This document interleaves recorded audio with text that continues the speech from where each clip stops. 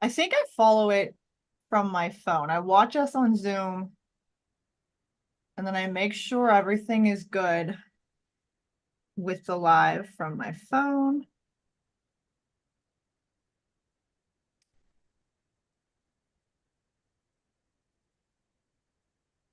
All right. Yeah, we're live. Beautiful. Let me share it in our brew. Make them come support us.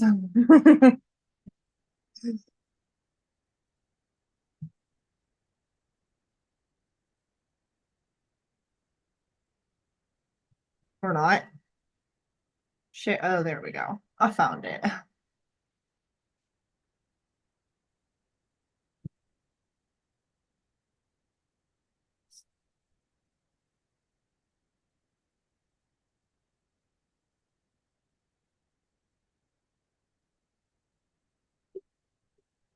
It's a little delayed, and it makes it so much harder because I restream with Restream.io is what it's called. And so that streams us live on Facebook and YouTube at the same time, depending on like where somebody's watching from, which may not matter as much now because it's so early on, but it'll matter like down the line if we get a decent bit of people that want to watch, and some people from YouTube, some people from Yeah. Facebook. But I have to look on here because if I'm looking on Facebook or Restream, and we're talking and we're moving, and then like it feels like an hour later, I'll go through the motions. I'm like, see, like right now. Learn how to live in the moment while we're also living in like millions of other moments. So we'll give it a couple minutes, let people join in, and Okay. I'm gonna do not disturb my phone. oh yeah, hey Siri, turn on do not disturb. Me too. We're good. I don't even know how to do that on my phone. I'm gonna be honest. I just tell Siri, you have okay, I gotta turn this down. There we go. Hey, Finn's here.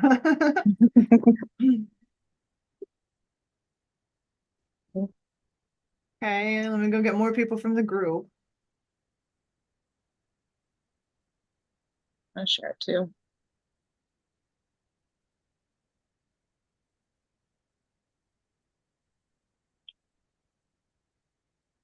So you can watch us, I assume.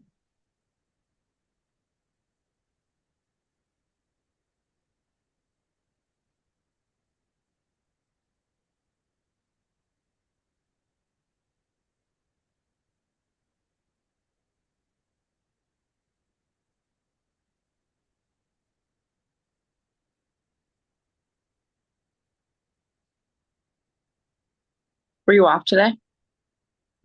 I work Sunday through Wednesday now. I'm working 4 long days instead of 5, Ooh. which is nice because having Yeah. Fridays off is nice. Yeah. Especially gives me a chance to like get more done. I tried to get that for the office employees where I work, and they were trying to do us 4 in the office, and none of us were willing to do it. We said, oh, we'll just keep the 5 days. Right. If you guys working at home, me, I was like, heck yeah. Yeah. I work out in the field, like in Yeah. the park, running Yep. his ass off. I was like, Yeah. yes, definitely. I will Those take. I like that, like the 4 days working 4 days. Now, if I It's was working easier. from home, I might be more Yeah. like, you're going to be like, oh, are you going to pay me more for working 5 days? Then I will. Oh, I now do I see enjoy you my 2 now, days. Jay. Why did I So scream fun. that? Like, scream it like Aggressive. so aggressive. Hi, I Kim. enjoy. Hello.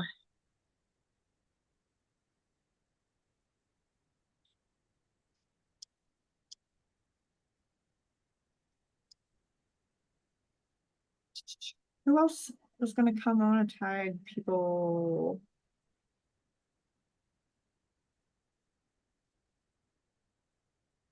I always try to cut like this part out when I upload it to YouTube Yeah. because it's just like this, we're just kind Yeah. of This waiting. is just like the intro of just getting everyone in here.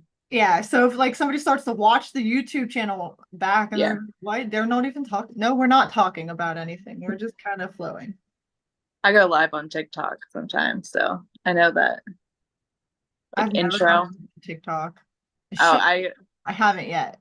yeah, you can go come live with me. I like to just hang out sometimes and talk about certain We things. could go live, yeah, and just bullshit because Yeah. that's literally Yep. TikTok. Because like I was like, Yes. really need to grow my TikTok. I really do. Yeah.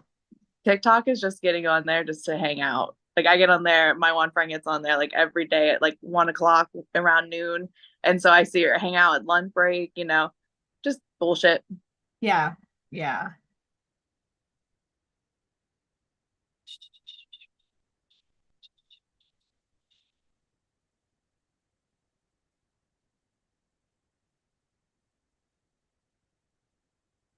Dun, dun, dun.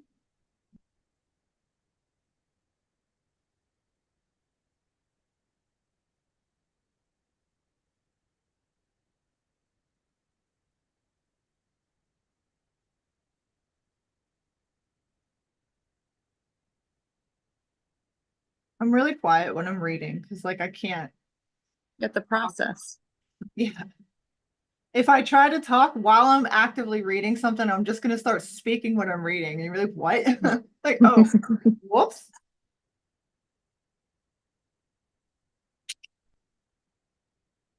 Okay, so I think we should be good to go here in a minute.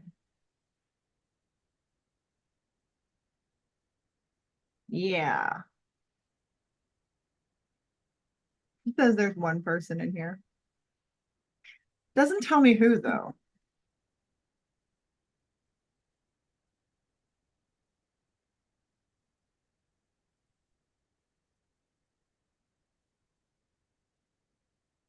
Okay, you ready? Yep. All right.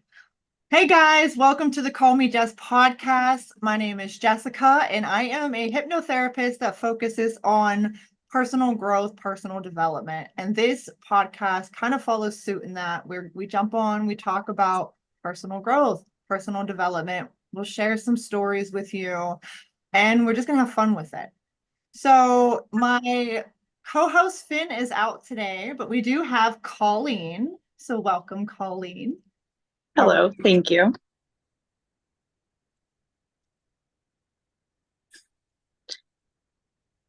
See, there's that awkward silence because I was so I not know. serious.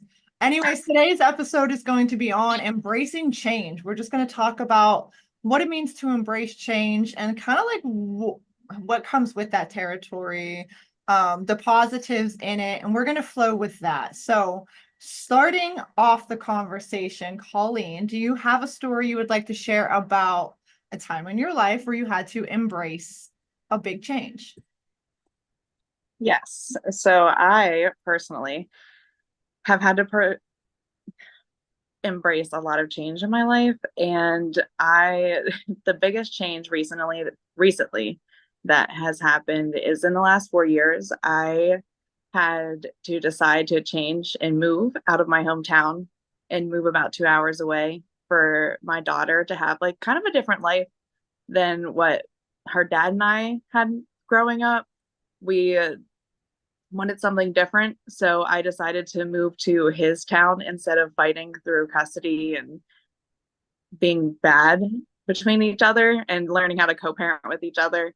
And it was really hard to cope with that change. It took years. Honestly, it wasn't until this past year did we really settle in to accepting the change and really accepting like living here. It was a really big change to like completely move out of your hometown. I feel like a big part of that is like the fear of the unknown can cause a Oh lot of yeah. anxiety. And the potential for whatever you're doing, whatever big changes you're making, like having that fail. I feel like we all Yes. kind of like we know to Oh think yeah. positive, we know to like, hey, positive talk, positive thoughts, but that doesn't stop the anxiety from being like, okay, this is a lot, this is different, Oh this is yeah. what's gonna happen, what's coming. And I know they say live in the moment, which I think when you're comfortable, it's very easy to live in the moment. But when you're Yes. making really, really big changes in your life, it gets a little rocky. Like, all right, I need to find my center and I need to like just kind of be here and now. but your like inner dialogue can be insane. It could be scary. It can be so overwhelming, and that's okay. Like it's Oh okay. yeah. It's like, hey, I'm really overwhelmed right now. Yep. You have to acknowledge that because if you don't acknowledge the fact that you're overwhelmed, it'll just bubble up and come at you and find you in the weird places and the weird times. Yeah, it's important to acknowledge your emotions. Don't be like, oh, I have to be such like toxic positivity. I have to Yes. be so positive right now. I have to pretend like I'm not stressed out or this is Yes. scary. Oh Um, yeah. and we all know change is a part of life. This is a consistent. It's something that at different points in your life, there's going to be change. Sometimes it's very small changes that happen every day. And then other times it's big changes, like moving really far away, completely changing your life and just kind of being like, well, what, let's see where this goes. Yep. So, I do think that embracing change can lead to a lot of really wonderful things, though. It allows us to grow and adapt, and it allows us to become more like resilient to the things that are going on in our lives or to outside sources, whatever, however you want to look at that. It also opens us up to new opportunities. Like you move to a completely new area, but that, as scary as that was, it took you to a place to where you were then going to be offered like a different opportunities, new Oh opportunities yeah. come to you in that, from that move only, that only exist Oh because yeah. you made that move. So There's so many things that I learned from this move that I couldn't have learned anywhere else or any way else. It's a really big change. Whenever you accept a big change, you have to keep choosing that change through all of the hard times and all of the little changes. yeah, so when I bought my house back in 2021, which is something that I had planned for and I prepared for and I saved money for and I was excited and ready. When I made that move though, when we moved and I have two children, me and my daughters moved in here and we started with two cats. Now we have like 8 billion, but um Sam. kind of just being excited about all of that. And there were so many positive emotions that came with that, but there was also, I had so much anxiety, and a lot of stress that came with it. I remember leading up to the move, like I was a freaking mess. You have to jump through so Uh, many groups, and I was literally like going to Sheets every day, eating junk because I was emotionally eating. yep. But it was both one of the most exciting times of my life and one of the most like anxiety inducing times of my life. Then we moved and we got settled in, and I remember thinking like, oh, this is wonderful and this is beautiful, but you're still in this house that you're not familiar with. Your energy is not in the house yet. I woke up the first morning we slept here and I was like, I remember looking around being like, this is my house, this is amazing, but then also feeling like I was in like this foreign place that I Yep. don't know. And it was kind of hard to fully relax for a little bit. And Yeah. we need to make it our own. And now like I'm like I come home and I'm like, I can't wait to get home. I can't wait to just be in my bedroom for a little bit. I need to just zen out. But it took a while to get there. So change can be as positive as it is. It comes with a lot of feelings and emotions. Oh yeah. You have to be able to process those emotions while you're going through the change too. So you don't want them to sit there because you don't want to make the wrong choice too while you're changing because you just want to be able to go with the flow, be able to change in the flow. I think that's part of the growth though too, because getting through those feelings and emotions, acknowledging them, like getting through them, Yeah. thinking about them, accepting the fact that they even exist is going to create growth. Oh It's yeah. create growth. Yep. And you have to grieve the past too, whatever you're changing from. You have to be able to let that go and you're gonna miss some of those things that if you would left behind whenever you like are changing. That makes sense. Kind of like, well, with anything, because we get comfortable as humans, like we get comfortable with like the same Yes. routines, the same patterns. Yeah. And it's like a thing our brain likes. It does. I was actually, do you know that people who are more neurodivergent have a hard time creating habits? Well, that makes sense. I was They telling you have to earlier. actively, like, are you someone who actively thinks about doing a habit or do you just do it? Maybe I just do it. Like I want to, because okay. So I told you earlier, like I'm diagnosed ADHD, which Yeah. is a double-edged sword because it Yep. gives me like I have a bazillion and one ideas, and I'm like, I have to try this, I have to try that, now I have to try this, now I have to try that, now I have to try, and it's never ending. But also I tend to like take on more than one person can handle because I have all these interests and all these ideas, but I'm Yeah. one person and I still have to like work this full-time job to pay these Yeah. damn bills because I live in reality and I have responsibilities and the children that I need to feed, and food is insane right now. Yep. Um, Cats that I need to buy cat litter for, like everything just it just all adds up. But as far as like it actually forming a habit, I never even thought about that. Like there's things I think about. I do best if I give myself little like daily goals or weekly goals, kind of like why we started the vision board in our Yeah. Discord group, because this it allows me to like reset my goals at any given time because they're never like they're always going to be changing. So I'm like, all right, well, this week, this is my goal. I want to write at least 3 days, which I haven't yet. So I'm going to have to. Or I want to do 2 full body strength training workouts this week, which I did. However, like it's a consistent thing where I have to like make myself do it. It's not just a natural habit. But I wouldn't say because like as a hypnotherapist, also I know how our subconscious mind works, and I know Yeah. that Yeah. we Yeah. create these habits and behaviors without even realizing it. So somehow I guess that all blends together into you got neurotypical and neurodivergent. I can't say the word either, but um I don't know, you just kind of get used to being you. Like I am me, I've Yes. always been Yes. me. So I think and feel and do things the way that You I get used to the do needs that things. are around you too. Like my cats need fed every day and they need their Yeah, like litter I know to done feed and my pets, I know to feed yeah. my children, I know to take a shower. Like Yeah.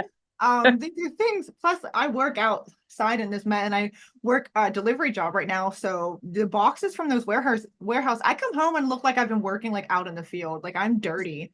So I have to take a shower. Yeah. But yeah, I don't know. I never thought about that. I never even heard that before. So now I'm gonna have to research a little So more on I it. actually have to think about it. I have to like think about doing those certain things. Like I think about it throughout the day and I don't just create a habit. And I always thought it was weird. And so now I am looking into it because like there are certain things that I just do though, because you just do them. Right. So We I think that still we're have like a subconscious capable. mind. Like it still works Yeah. that same way. I think you're capable. It's just you have to like if you want to change your habits too, that's really when it's a hard, difficult. You have to think about it all the time. I think I You're do. I think conscious. I think about what I want to do and what I need to do every day. Like it doesn't just happen. I don't know. Yeah. That's normal to me though. Like that's always been. When you change a habit, when you're trying to change a habit, do you have to think about it or do you just like change? No, I have to think about You everything that I just yeah. want to do. I Yeah. don't. Yeah. Okay. Okay. So Okay. All right, I get it now. we will definitely research that more. Maybe we'll have like an episode on it. It's intriguing.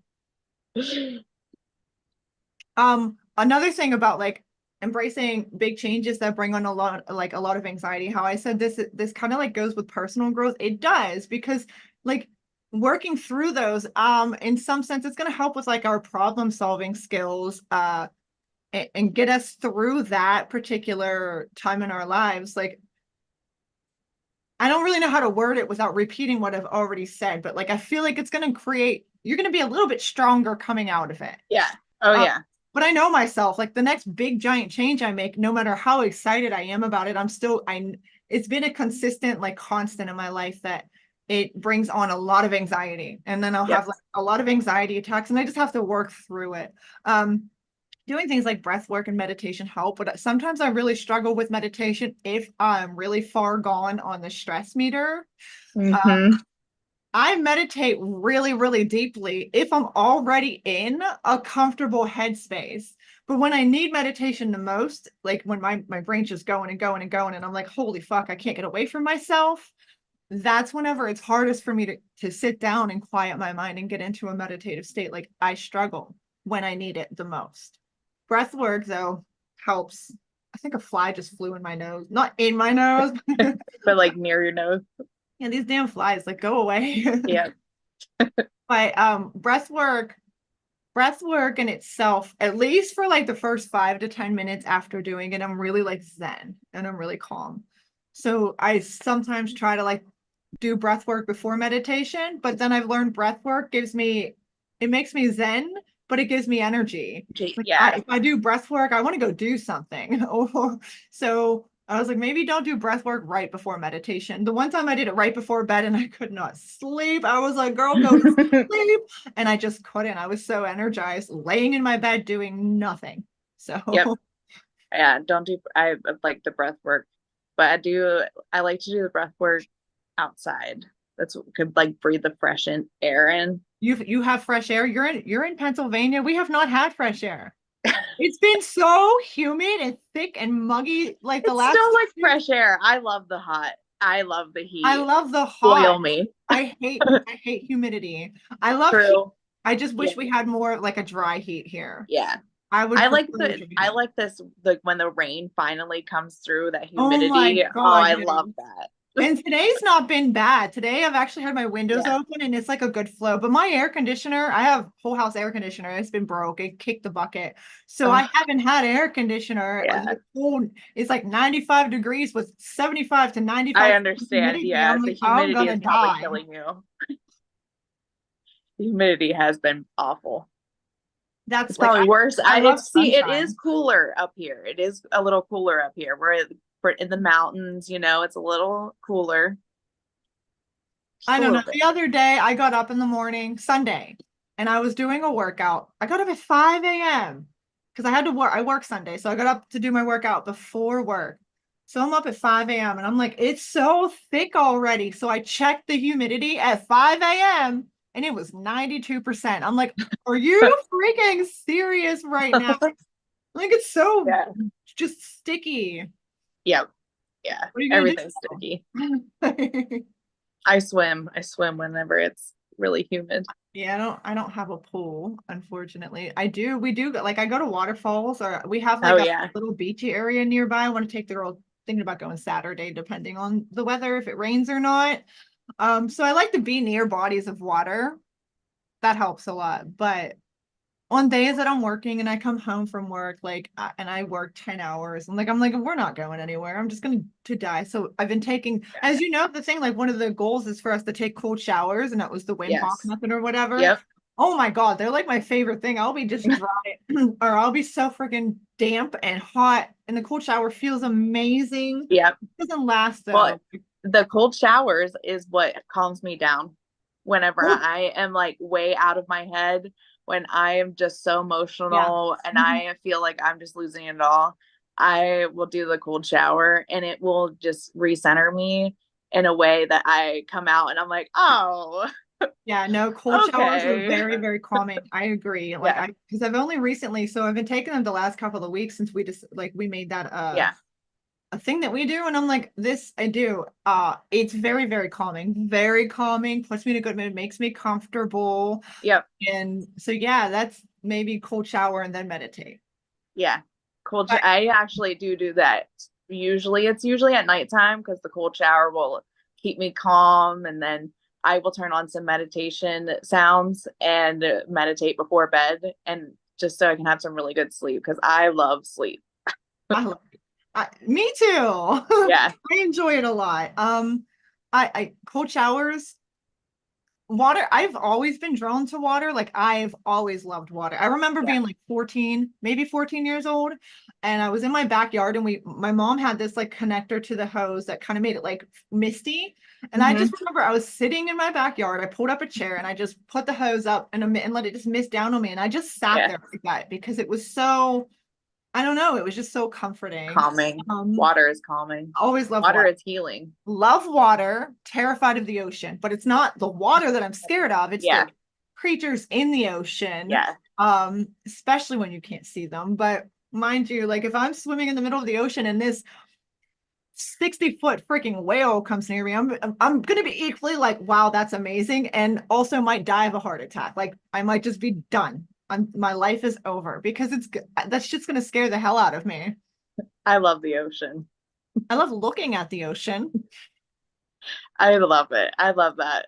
I don't want Put me on a boat, we're I want an good. encounter. And I always thought about like going snorkeling or going like diving, deep sea diving and things like Yeah, that because it's intriguing, but also I don't know how to explain it. Like I don't really care much to like mess around with what's in the ocean. yeah. Let them, live peacefully. Let But them I be. love water, waterfalls and water that I know like crystal clear waters would be better because and that's Yeah. just beautiful in general. You can see and then like you see all the algae and Hmm. underneath. That's gorgeous. I love that. I love Yeah. water's very healing, like you said, it's very cleansing and healing. So I said I had a dream. I had a bunch of dreams last night, but like the first part of the dreams, I was with a group of people. I don't know who. I just know I was with a group of people and like we were just near water and we were kayaking and I remember being in the water and it felt really, really good. My dream got really wacky later, but that part, and I've had a lot of dreams, some of my more vivid dreams, if they're not about the zombie apocalypse, it's they're like I'm near water or I'm Water. like it's yeah, that's a Yeah. recurring thing. And I'm like, all right, well, Water's a big thing right now. Hurricanes, water's going I don't crazy. really want a hurricane. Like I can live without that. No thanks. I don't want water to kill me. I'm not No. doing that. I was thinking about how we were talking about sleep and with change. I really have a hard time whenever it comes to changing my sleep schedule because I love it so much. If it interferes with my sleep schedule, I have a hard time embracing that kind of change. I feel like we should be able to sleep until our body naturally wants us to wake up. Now, obviously, Yes. we can't. We all have to go out. Like the way Yeah. like society is ran and the jobs and the having to go and right now the price of everything. And you're just like, okay, well, you got to get up and go to work in the morning. I'm trying to build away from that. But even like as I progress, transition into the hypnotherapy more full time, um, I was like, if I start scheduling appointments at like 9 a.m., I still want to get up and I like to work out in the morning. I find Yeah. that I have the most success with being consistent. I have a higher chance of staying consistent with it if I just do it before I start my day than waiting until my day is over and then trying to do it in the evening. Me too. And I just know I'm like, if I try to switch it to evening, that's because that's my way of trying to trick myself into, oh, you'll get it done, but really we just don't So feel like you doing don't it. go. Yep. Yep. So I would still want to get up early enough to like get a good workout in and then get cleaned up and get presentable so that when I jump to do hypnotherapy, I look like a person. I don't look like a hot mess. Yep. So even then, I'm like, even like transitioning to what I want to transition into, I'm still going to have to work on some sleep schedule. But I think I've just kind of accepted that. Yeah. I actually do not sleep with an alarm. That's beautiful. Yeah. And I wake up in time for work is just because that is something that has I've developed because it's my sleep. And no matter what time I go to bed, I usually wake up at exactly the same time. And if I wake up later, it's because I needed that sleep. Yeah. Well, yeah, that's you get into a routine for it because like all my days off, I'll still wake up six something like Yep. naturally without the alarm and I'll Yeah. look at my phone and I'm like, you don't have to be up right now. My body's so used to kind of getting into that routine, but Yeah. it's beautiful when I'm like, I don't have to be up right now. I can go back to sleep. Yay. And then I sleep until like usually it used to be like if I let myself sleep, I get up at like around 8 and I'm like, okay, this is good. But sometimes like the other day, last week when I was off, first day off of work. Now again, I do work a really like a job that gets you out there. You're running around in the heat. I'm like it's a physical job. So the first day I got to sleep, my alarm went off at 6. No, my alarm did not go off. I got up at like 6:40 and I was like, oh, you don't have to be out. But I didn't feel like terribly tired. I'm like, all right, we're gonna go back to sleep for a little bit anyways. 3 hours later, I was like, it's like 9:30 and I was just waking up. I'm like, how did I wake up at 6:40? I didn't feel that tired. Laid back down and knocked back out for 3 hours. I was like, okay, maybe I did need more sleep. Your body knows.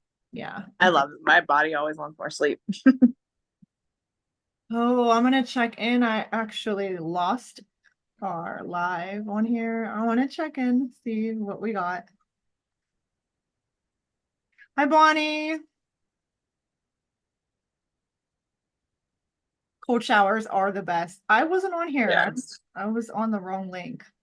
which that was one of the best. But I really, because I don't do the Wim Hof breathing techniques like every single day, but I Yeah. probably do them like 4, sometimes 5 days a week. They have really helped me when I'm like at work, like stressed or just like need to recenter, or I am ADHD, so working an office job is kind of hard. Yeah.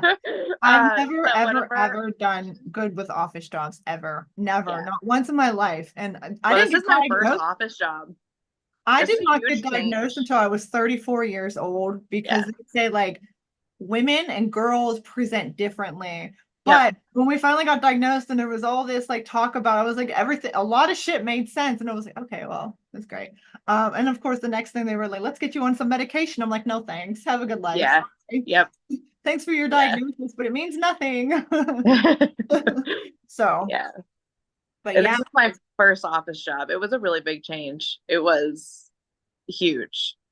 I was not expecting it, but but you I like wanted your it. job. You enjoy it for Yeah. the Oh most yeah. part.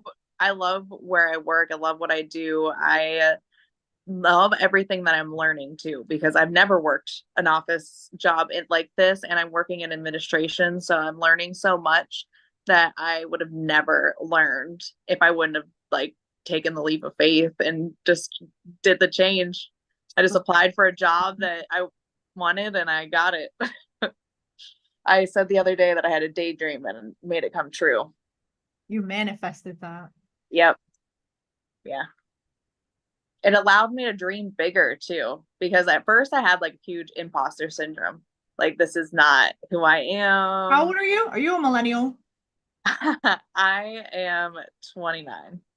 So you're considered a millennial. Yeah. And one of the biggest things, one of the things that I read on millennials is that a large percentage of our generation has imposter syndrome, no matter what Yeah. you're doing. And I'm like, why? Like, I I need to know. understand the psychology behind that. Like, I had it with hypnotherapy too, but I did work through that. I don't have it anymore. Nope. But it was a lot of like, I had to do a lot of positive self-talk and really Yes. like Yep.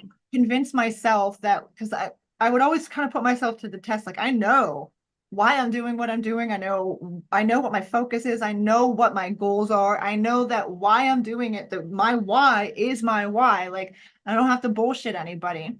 So I had to ask myself, like, why do I have this? Like, why do you feel like you're not good enough for what you're doing? It makes no damn sense. Um, and apparently a lot of us do. So Yeah. if you're That's struggling with that, interesting. hopefully you can like work on some I am affirmations, work on some Yeah, I'm it grateful. does work. I wrote messages on my mirror every morning and told myself that like I was worthy. Looked in the mirror and said, looked in my eyes and was like, you were worth this. You were worthy. You worked your butt off. This is worth it. Like, you just have to remind yourself. And then one day it just clicks. Right, because it doesn't matter. You can say it over and over again. You have to believe it. Oh yeah. You Yep. have to believe it. And then I think one of the big ones, like a lot of the manifestation like meditations and stuff, they have you view yourself as that person in a Yes. professional setting if it has anything to do with like your professional life, career, whatever. Imagine yourself as that person doing that role, over and over again so that you because that's how you become that person and that's how you kind of like now you're paving the way. You see yourself there, you feel it, you are that person and now life is naturally going to kind of steer you in that direction and that's who you are, that is who you Yep. are and you created that shit. Yep. But we can be our own worst enemy because we could be like, oh, I'm not good enough for this, I can't do this, I'm Yeah. not worthy, and it's like, why do you feel that way? Yeah. Well, because everyone else around us tells us that. Yeah, well, don't listen to them. Nope. You have to tune that out. Your heart um, will tell you.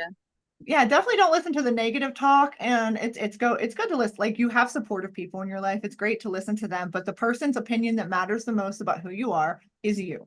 You Yep. have to have faith in yourself. You have to believe in yourself, and you have to know that you're good enough for whatever it is you're out there trying to achieve.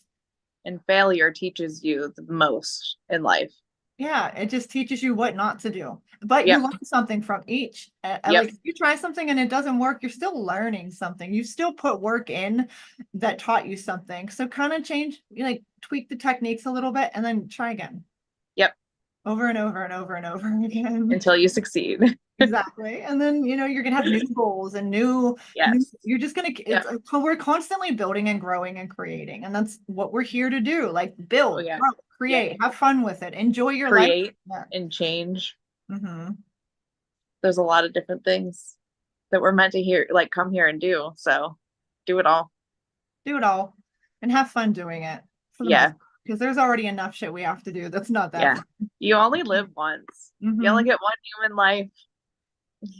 You might as well enjoy it. I agree. Oh, what time is it? 'Cause we always end up going over on these because I don't focus on the time, but there's only so much interest, or not so much interest, so much time that I have that this will be recording. I don't know what the hell I'm Yeah. talking about. I don't know how to say it. I still don't know how long we've been on here. Nothing's telling me. Pure.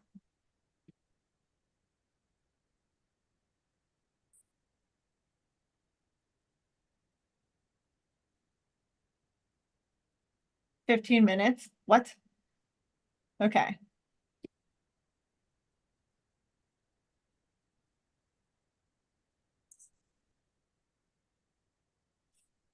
Justin said, appreciate the rain. It sucks so much without it because he lives in Arizona. I think you know Oh, by now. yeah. He lives in Arizona and they've been having like 111-degree temperatures lately. Ugh, He posted those in the affirmation or the angel numbers, yep. but 111-degree days. Now they do That's have hot. more of a dry heat, but that's still hot. Yeah. Yeah.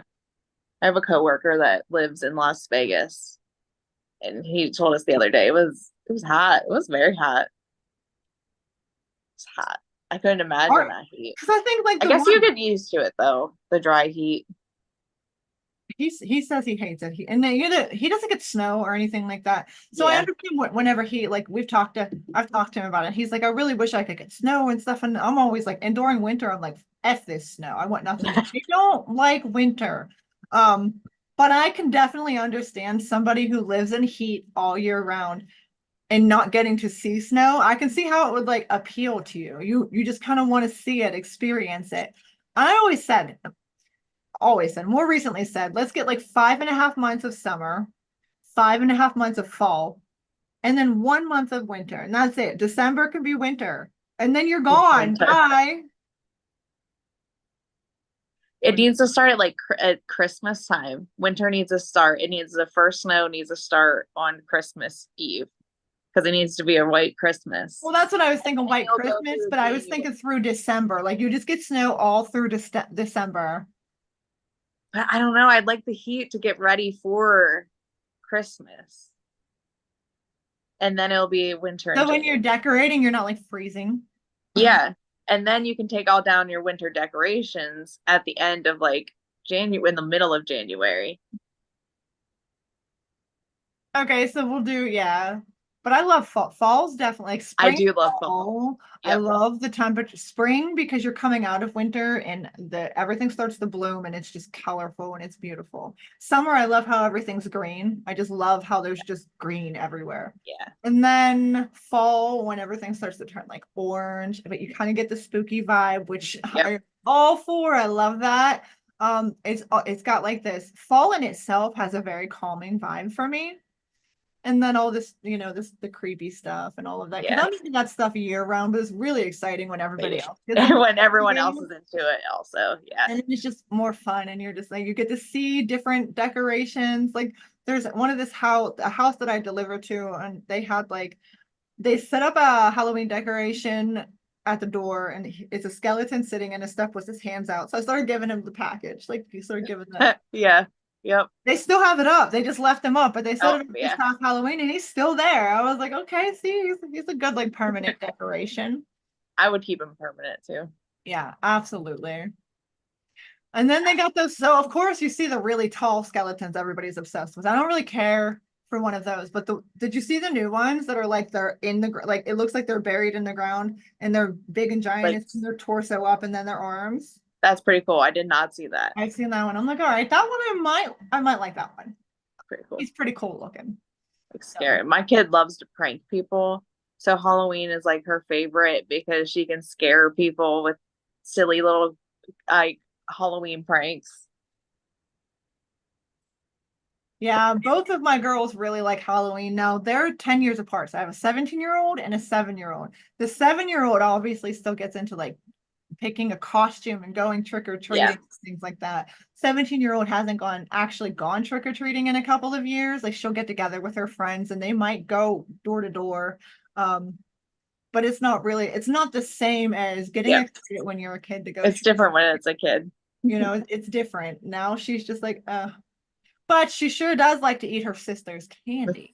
Of course, you got to make her work and get the candy, and then there's a big sister tax. Yeah, exactly. And I'm like, you guys eat it. And then I end up eating the candy too because it's here. And I'm like, oh my God.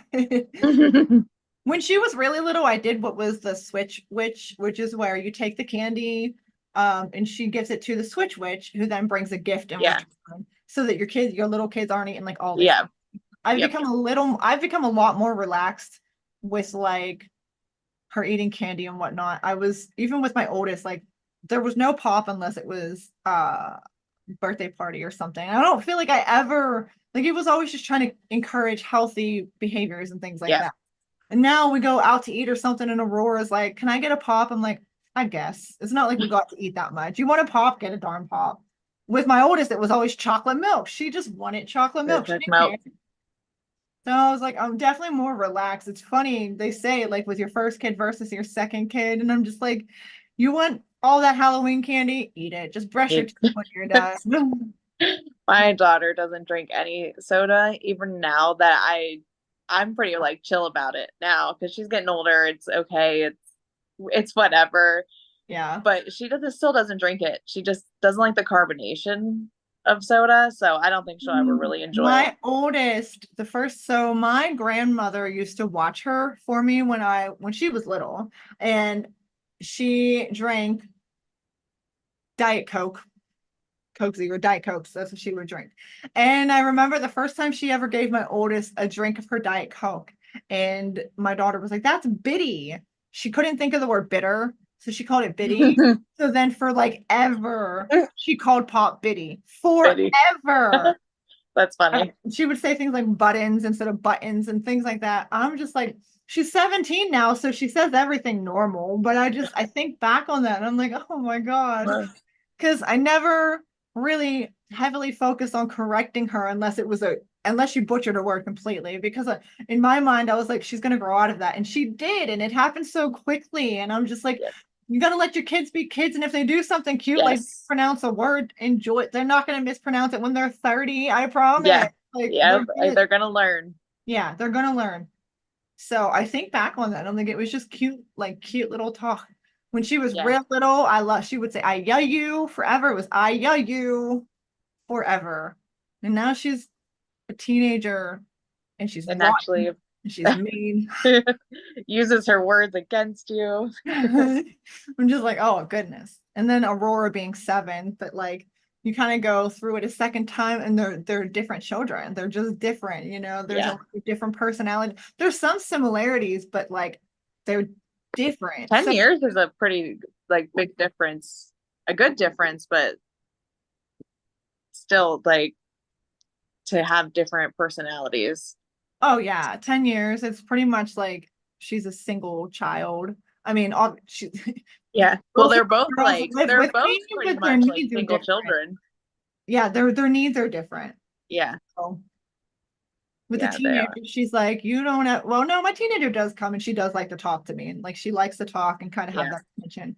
That's But good. she still likes to have her own space and her own time doing whatever she wants to do, which is not her chores. But I'm like, I can't even complain that much because she's 17. She's not out doing drugs. She's not out like, Yeah. you know what I mean? She's not Yep. out getting I pregnant. remember what I was doing at 17. It happens.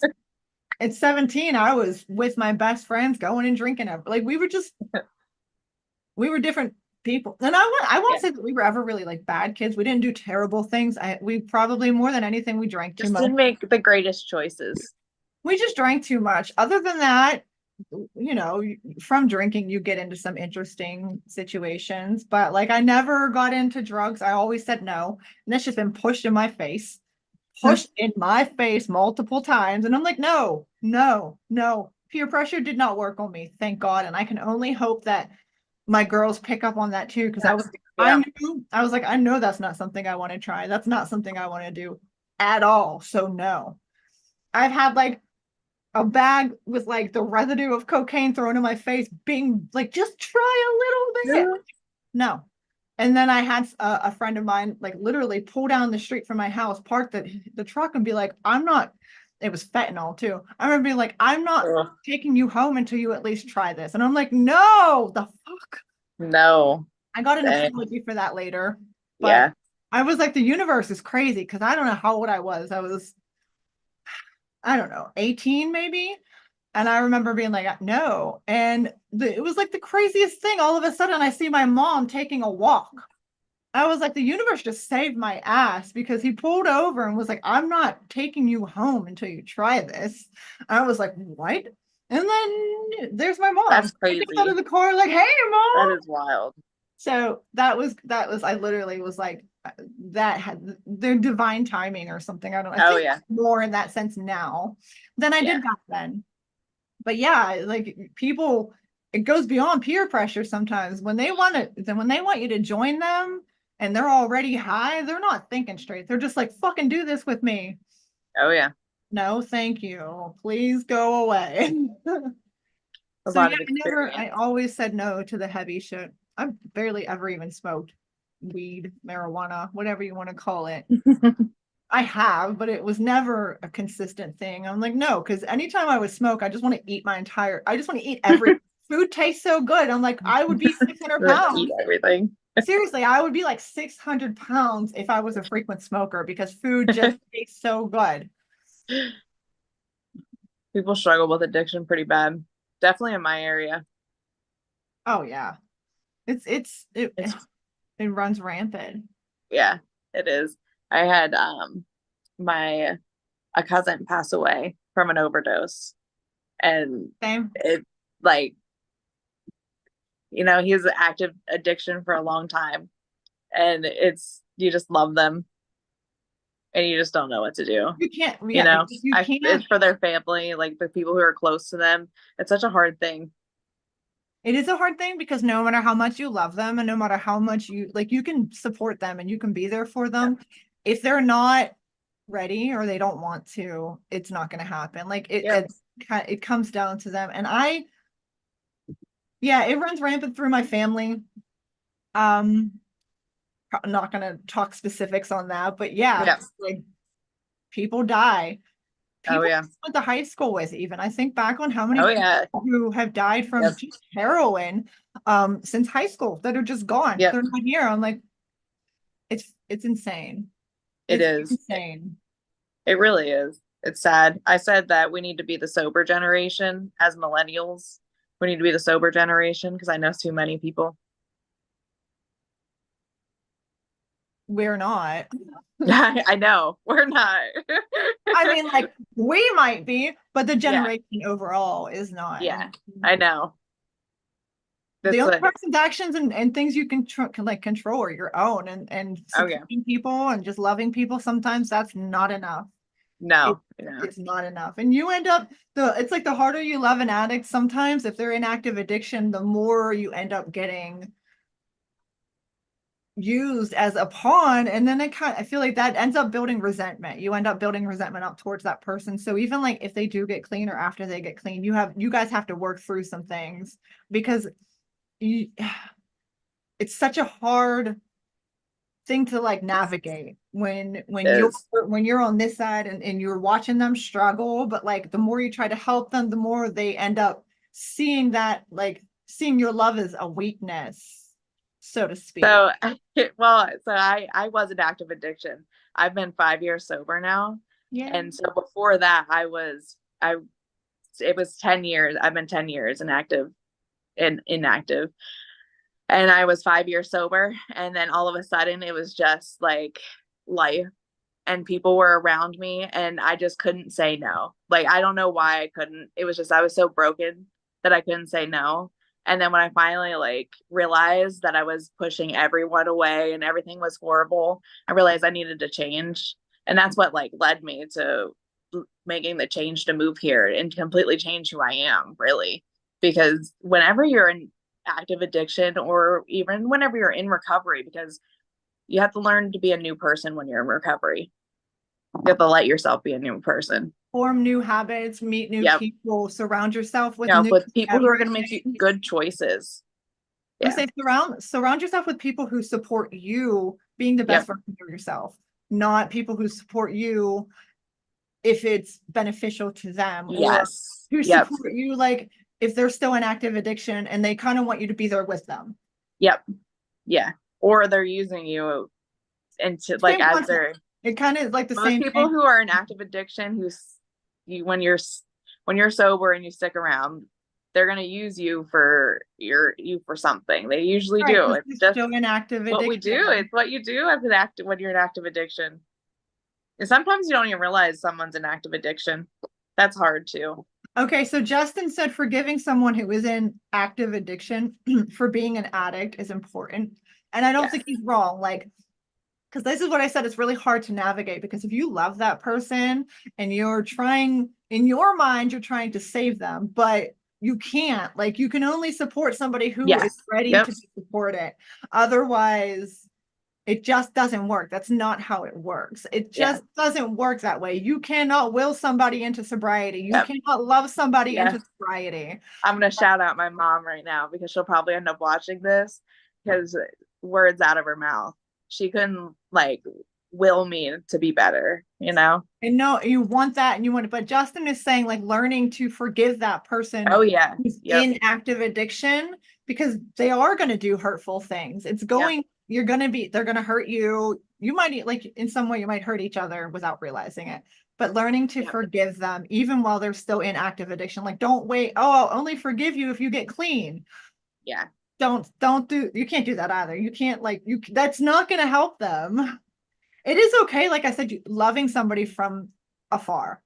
Sometimes you Yes. have to Oh yeah. learn, like, and then if they get to the The point where they're boundaries. ready and they start doing the work and they're putting in the work, then you can come in and offer that support again because then your support, like they're ready and they want to make that change. So then they need your support.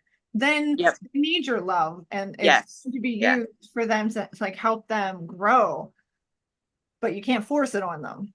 No. They have to be willing. They have to open that door. Exactly. They have to open the door. Otherwise, you're bashing your freaking head off the Yes. door. Yeah. And that door is locked. You try to unlock it all you want. Forgiveness is always the key. Well, Jay, I'm not saying denying them love. Neither one of us are talking about denying them love. What I'm Oh no. saying is you can't love them into getting clean. Just because you love somebody who's an active addiction doesn't mean that the harder you let them, like the stronger, the more you let them know you love them, that love alone cannot get them clean.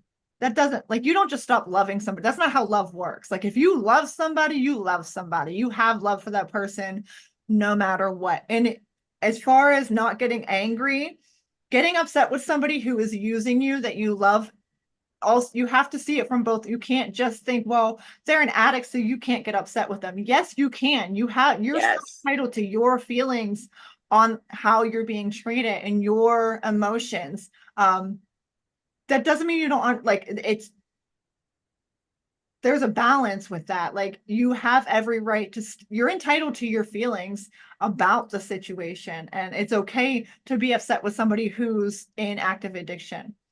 It's okay because things are going to happen. It's going to be hurtful, and acknowledging that and accepting that. Um, this is why I say sometimes it's better to love them from afar. If they're not ready to get clean, your love is not going to help them get clean. And if they're in active addiction and they're taking advantage of you or they're doing things to use you, it's okay to step away for your own, like your own mental health and your own growth, and then let them do whatever they're going to do. You can't control their actions, but you can protect yourself. And that's important. I think, isn't that what is it, Al-Anon, which is Alcoholics Anonymous, but you can Yep. also go If they have family that if are on yep. drugs or things of that. Like that's Yep. kind of what they teach. Like We Oh do. yeah. Some of us can be so bad with setting boundaries with somebody who's in active addiction because we love them, and it ends up hurting us more. It ends up destroying our mental health, but it doesn't benefit the relationship with that person at all. So, Yep. I don't know if you've ever watched Shameless. oh yeah, yeah, Okay. Whenever, yeah, so everyone always, I was just talking about someone about addictions and stuff like that. And whenever in the show, Lip lets Fiona like hit rock bottom, everyone says that like Lip was like doing an awful job, but Lip was really just saving her because you have to let them hit rock bottom sometimes. Like there was no way that he could do anything else for her. And he knew that because he has been through right. They that. But grew up around yeah, addiction. yep, yeah, No, I do. I love that show. And yeah, me I too. think they tried to depict it in the best way they could for what it was, what it's truly like Yeah, being in that particular, like in that type of situation. yeah, yeah. Oh yeah, growing up around addiction, you don't know how to choose better. And sometimes you don't realize that until you're outside of it. So Justin had said like he disowned his brother whenever he was younger and he had to learn to forgive him. And that was a big, big thing for him in his own healing. Yeah. And and I get that. So learning to forgive them even when they're still in active addiction is good for your own mental health because Oh holding yeah. on to things that hurt you, holding on to like if you're angry with somebody, we probably everybody on here, I'm sure like a large majority watching right now has been in the situation where you dealt with somebody who's in active addiction. So everybody to some extent, or you've been in active addiction and have gotten clean, and you so everybody can have some type of opinion on this because they've been through it in some way or another. But yeah, learning to forgive, don't hold on to that. Like this is where you again you love from a distance. Learn to forgive, move away, and start focusing on your own mental health. And again, if Yep. the day comes where that person starts taking the steps to get into recovery, okay, show back up. This is what Yep. I'm forgiving. Like you show back up because now you forgive them enough because you still love them to step back in and help them get to where you were trying to get them in the first place. But Yes. they have to be on board too. They do. Or you're just in the boat by yourself. You're banging your head off that door. Yep. Blood's just running down your face. You're not helping anybody. I know it's sad. It is a really sad situation, and you see it so much. And You like I do. said, we talk about millennials being the sober generation, but I'm a millennial. You're a millennial. I'm a little older millennial than you, but I'm still considered a millennial. And it's just Yep. this generation has been. I think I read something that said like there's a heroin epidemic. People were just out Oh here yeah. It's like dying we're left like and right. And then I think they said we're like the most heroin. addiction right now ever. It's like so awful. I think that millennials will create the sober generation.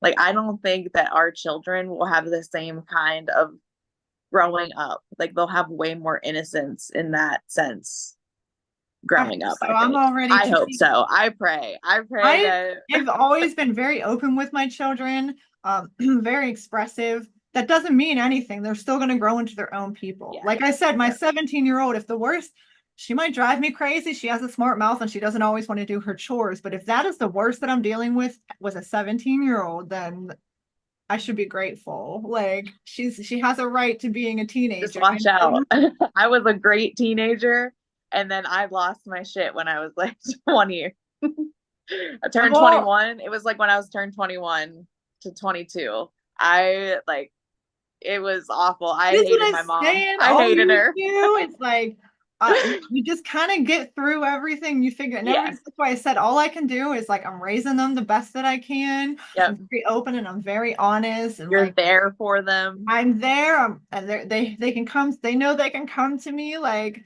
even Yep. when we argue and we get annoyed with each other, like I've gotten really good at later pulling Lex up and be like, okay, so let's talk. Like, what was that about?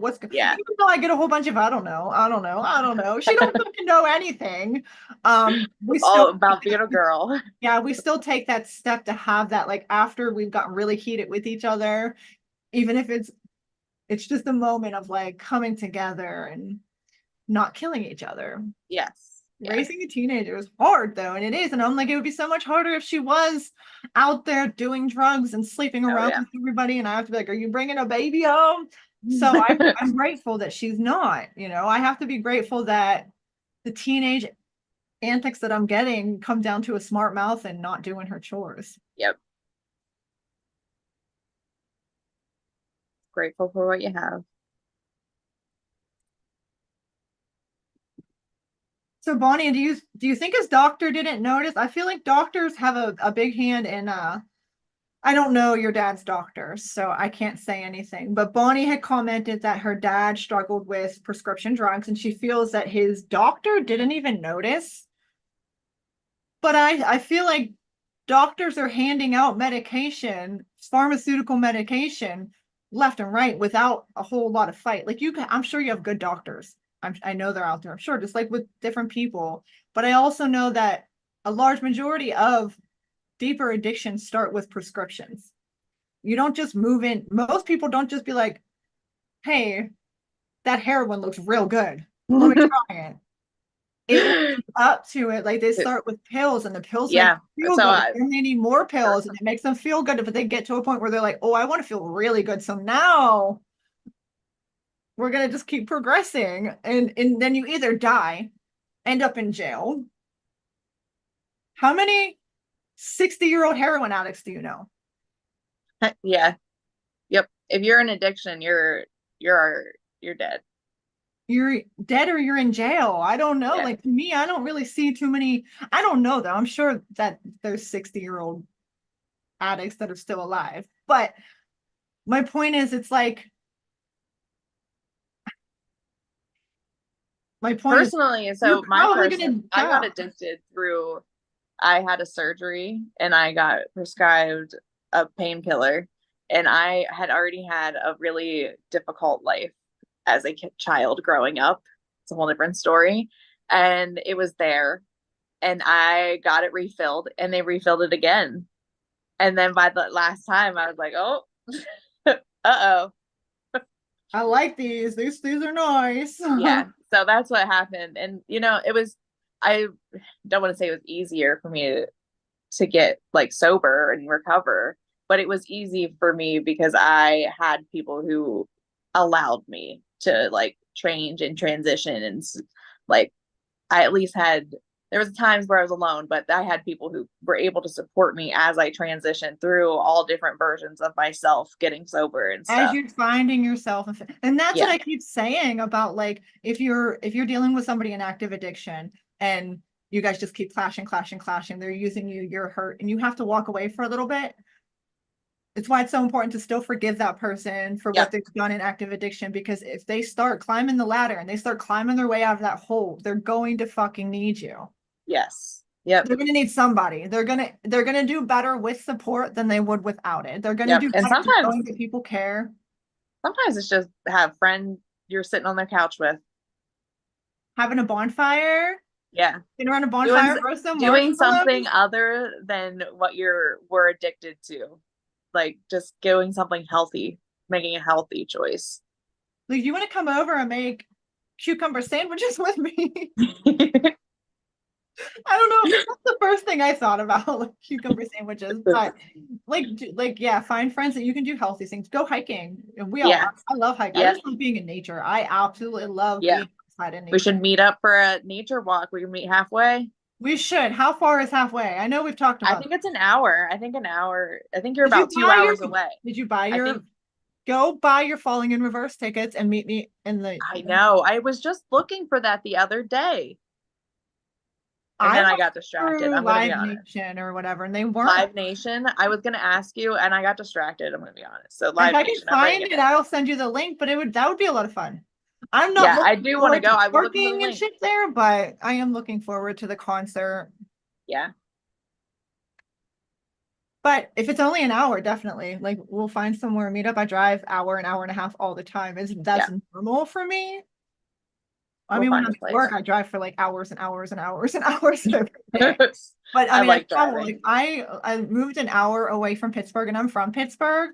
I'm an hour north. So if I'm going to see family, I'm traveling an hour. If I go, my best friend lives an hour Yep. and a half away. So Yeah, my family lives 2.5 hours away, and then I have family who lives like 6 hours away.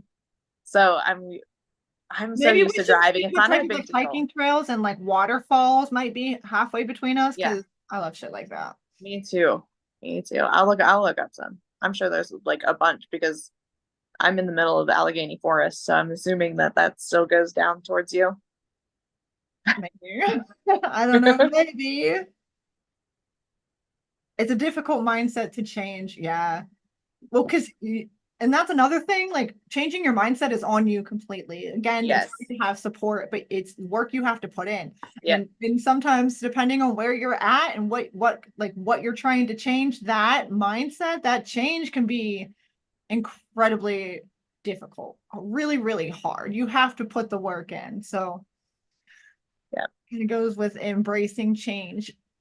Anybody in that situation, it's always the most beneficial to envision yourself clean and happy and live in the lifestyle you want. See yourself Yeah. there. Put Yes. yourself in the future and watch it play out. What do you want? Yep. Come And up whenever with you're a vision of having what you want. the pains of going through recovery, you just envision yourself as that sober person and the life that you want. Because A you bit, can't have again, certain that's with things. manifestation. And I think that's really important in giving like clear direction to where Yeah. you're going to go.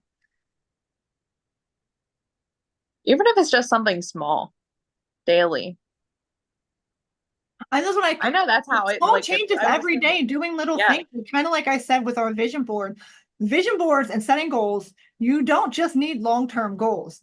You set your long-term goals, set them, but then set daily goals, weekly goals, set legal. those little goals that are going to be more easy, like immediate for you to Yes. achieve, Yeah. and start building off of those. And those are meant to then lead up to that bigger goal. Yep. Have a Small daily goal, steps. weekly goals, a 3 month goal, a 6 month goal, a 1 year goal, and then just Yep. keep working towards that shit. Keep Yeah. seeing yourself there. And on the hardest days, really sit down and envision it. Um, I'm kind of out of words for it. I feel like I'm I repeating know. a lot of it, but I know. yeah, It's like you don't understand it until you just do it though.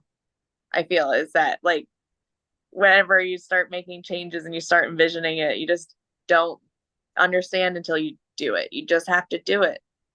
yeah, It's yeah. not just going to click all of a sudden. Yo, Quentin, hi. April, hi. Hello, hello, everybody. I'm trying to check every now and again. Like I gotta look, like if I'm looking Nope, down, it's nope. because I'm looking at I think who's that's the five. question being asked. Trying to keep on top of that.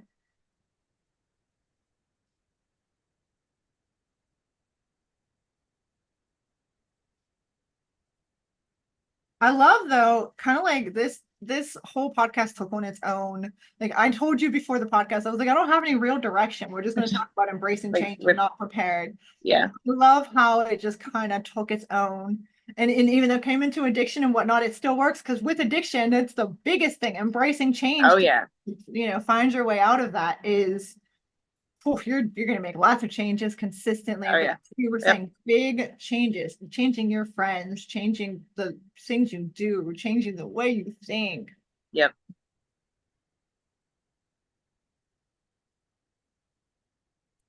Well, Changing your friends is the biggest thing.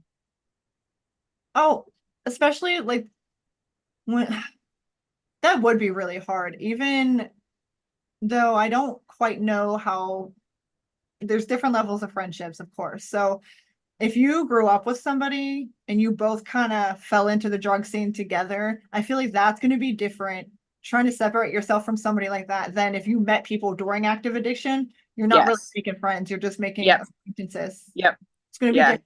They might be a Yeah. little bit I'm not easier friends to with stay anyone behind. that I really created any friendships during active addiction.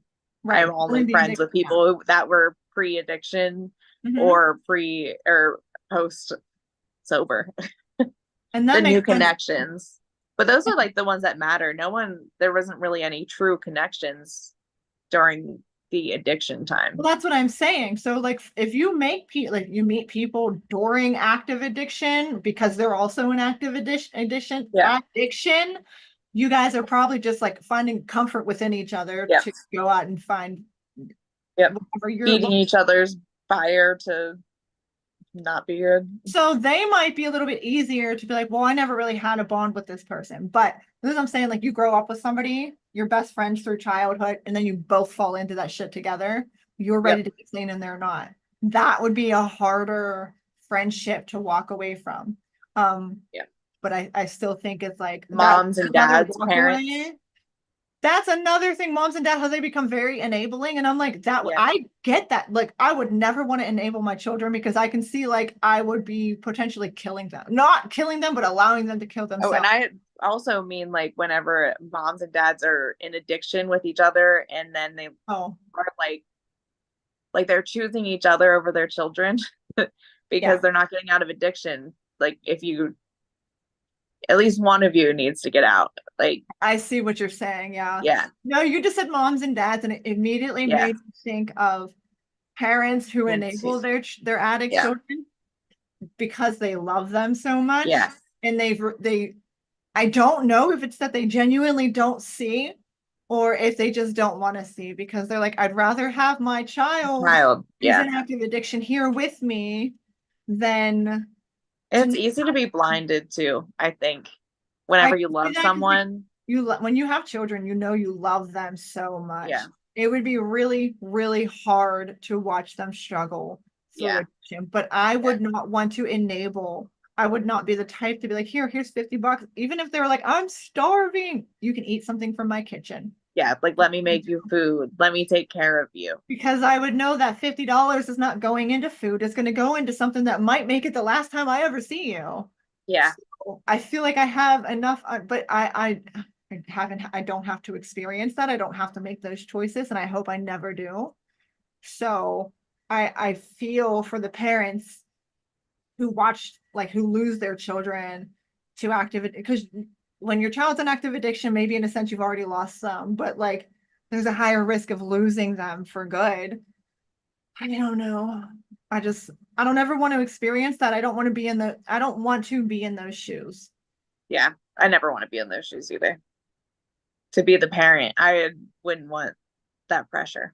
Mm-mm. It's hard I because do even think, because I feel like even through time, you probably make different choices, and I don't know if any of the choices are right. right? I guess we never really do. We just make the best choices we can Yeah, in the moment based on what we think is yeah, right when we have to make the yeah. choices. So Q said he's got a few friends from high school that are addicted now and don't really want to be around that stuff, but hopefully it's easier having friends that aren't doing it too. Um, it's always going to be easier to have friends like if you're coming out of active addiction but you went into it like with your friends kind of like we were just talking about, it's gonna like when you come out with like a clean headspace and whatnot, it should be a little easier. I say it should be easier to make friends. I get along with everybody, but I don't become like I can get along with everybody. I can have a great conversation. I don't necessarily become friends with everybody. Like I can have a really good conversation Acquaintances, with it's somebody. connections. Yeah. But I do feel like if you're seeking friendship and you come out and you're in a clear mind space, like you should be able to form newer friendships. Friendships. Oh yeah, I have great friends now. I love the friendships that I have now. Like with it's such pure and genuine friendships. People who actually like support you and love you, Yeah. want to Yep. see you do better and want to see Yep. you like And do some of them don't great even things. know like the past at all. They just know who I am as a person and they find out other things and still love me as a human being. And Yeah, no, that would be crazy if somebody like became really close with you, loves you for who you are now, and then they find out about your past and they decide to judge you on it because you're not there yeah. Oh yeah. Yep. you're not that person anymore. Yep. That person kind of led you to who you are today, but you're not Oh yeah. Completely that changed version me. of yourself anymore. I could never hold a grudge. I could Yeah. never hold a grudge on somebody who got clean and was seeking to like make amends. yeah, and That change doesn't their life. necessarily mean you like need to fully accept them like back into your life fully, but I would never hold that grudge. I don't know. I guess it would be very dependent on who they were to me. You In can my tell when people have actually changed too, I think. Like whenever like you're like afraid to let someone back in, like you can tell when people have actually changed and want to like change, put the effort in. Yeah, because they'll put the effort in. Yep. Yeah. Yep. I don't know. You kind of know a little more about some things that are going on right now that I will not discuss on the podcast, but I guess I'll give an update on that later. But it's same concept. Like I questioned that. Like, is this genuine? Is this Yeah. real? Because I Yep. know what version, but then I was like, I'm also thinking of the version of who that person was Yep. then, The and maybe past. what they're saying now, and if you want to put the step, but you got to put the effort in. Don't just Yeah. say, "Hey, I want to make things better," and put the effort in, and then not put the effort in. Like Yep. words are just words without actions. You can Yep. say anything; they mean nothing if you don't follow it up with action. So Yep. I'm just Action gonna is the leave it at key. that. Oh my gosh. How are you ladies? We are doing oh wonderful.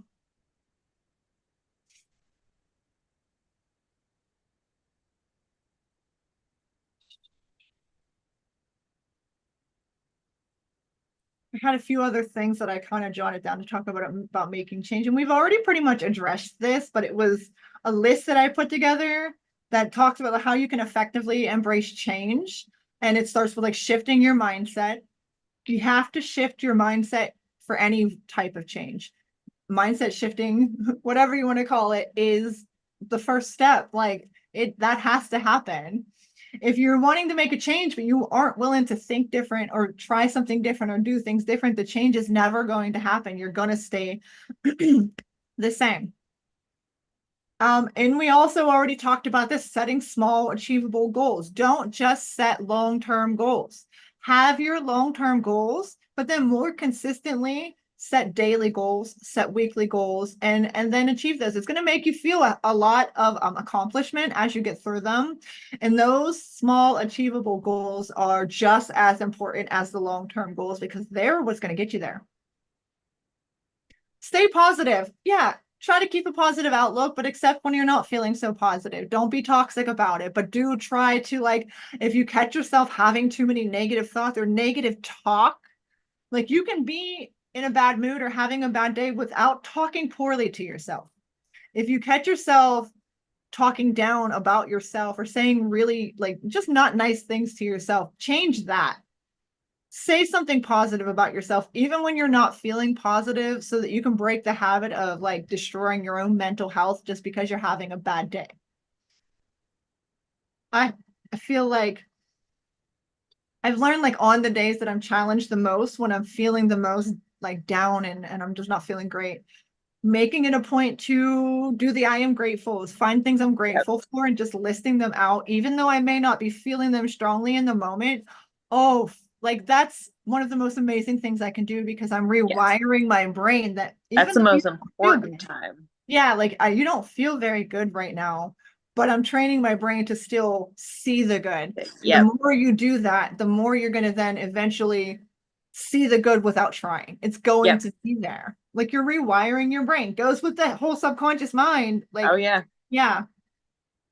Um, mindfulness techniques sometimes like we talked about with the cold showers or meditation, just kind of sitting with yourself in the moment. One of the things I was bad at mindful like meditations. I use meditation music because it helps me zone. But I've learned like when I'm trying to just sit in silence and not have any thoughts except for what comes and then I let that go. Focusing like having a focal point. So whether it be on the air going into your nose or the lifting of your chest, Mhm. focus on that and only on that and nothing else. And that right there, you're being mindful. Whether you do that for 30 seconds or 30 minutes is up to you. It's just learning like that technique. When your mind wants to be everywhere, just focus on your breathing, focus on the air going From in. them. Yeah. The simple motions.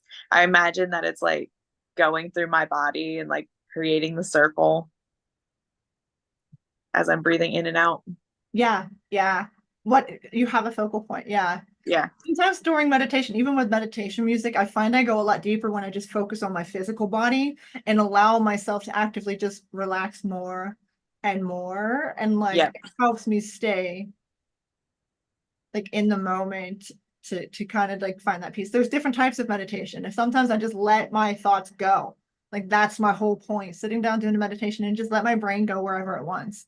No control, no trying to shut it out, no Yeah. trying to think of nothing, just letting whatever wants to come into my head. Like that also is very, very healing and Yes, it is. cool. And I love that. And I'm very like visual. Um, hence why this is one of the big reasons like I started writing books and stuff. Like I see stories and scenarios in my head vividly and I feel the emotions that go with it. So when I allow like with that type of meditation and I allow like things to just play out, it's thoroughly entertaining. So and healing and it just feels good. I'm like, I like that too. So we do whatever meditation I feel like doing in the moment is kind of the one that I focus on. Yeah. I always use my gut feeling. I know what I need in the moment, I guess. Yeah, yeah. Yep.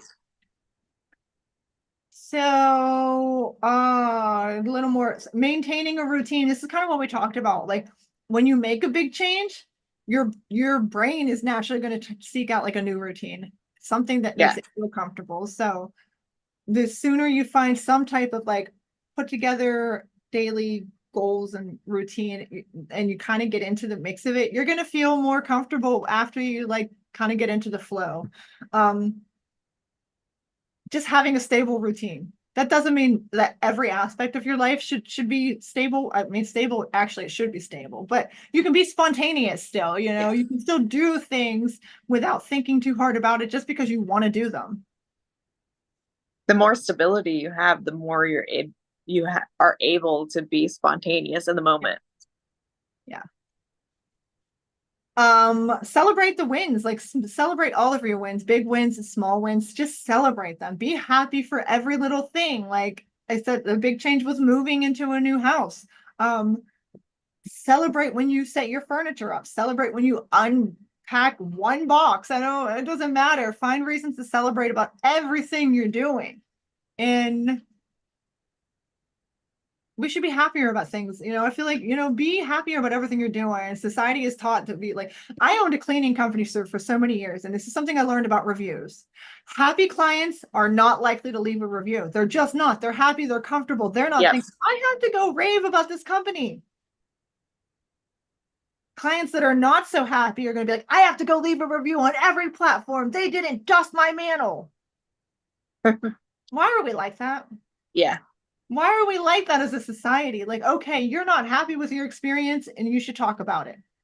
You Yeah. should probably call the company first and like we usually try to work things out, but whatever. Instead, you're like, oh, they didn't do this perfectly, so I want to ruin their whole career. Like Yep. you're insane to me. But then the people that are like, yeah, I'm so happy. My house was beautiful. I came home and it smelled amazing and it was so clean. Why is your thought not to be like, let me go share this with people? Let me go tell the world about you. Get out of here. Your So, light just flickered on too. because I unplugged the whole thing because she's over here playing with Like plugs. I don't, yeah. Go, bye.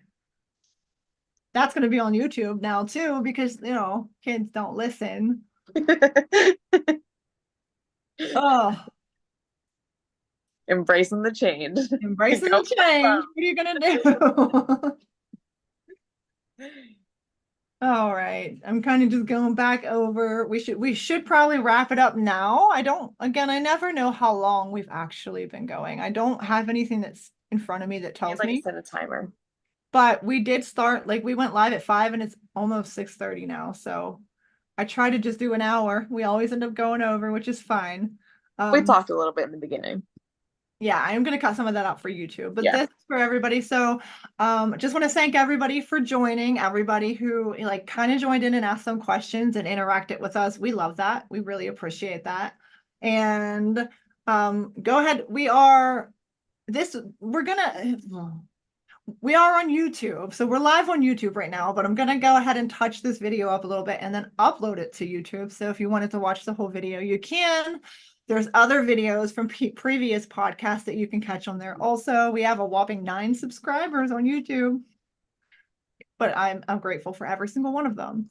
And then Facebook, we just do live on Facebook. We'll be live again next Thursday at 5 p.m. with another exciting topic that I haven't decided on yet.